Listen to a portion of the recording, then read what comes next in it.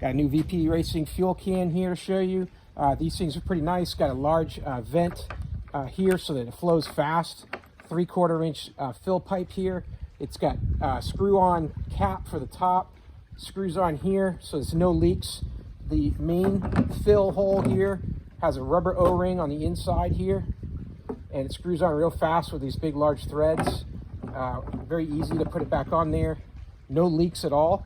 I'm going to go ahead and give this a test, riding in the back of my Kawasaki Mule and then going down to fill up my boat. We'll take a look, see how this can does.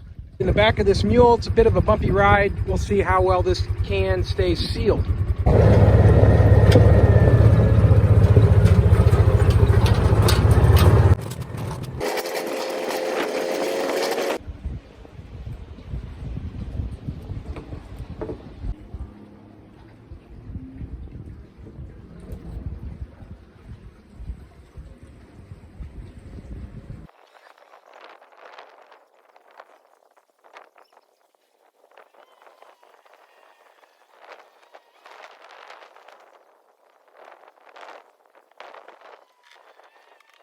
So I gotta say, I'm pretty happy with these VP Racing fuel cans.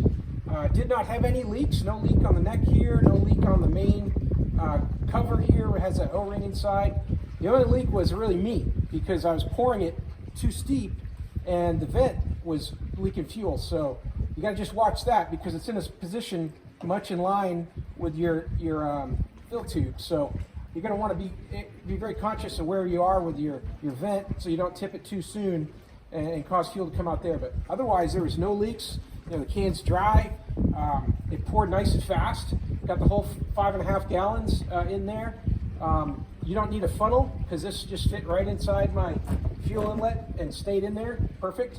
The fact that it's flexible is nice. So if you're repositioning your arms because it's heavy and you're moving around a little bit, it's no problem. You know, it's a stiff enough tube that doesn't kink.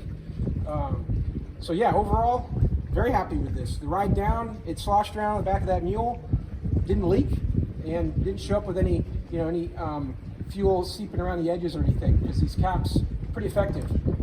Don't want to lose them, but they thread on, both of them thread on nice, so they won't come off by themselves. You really got to make an effort.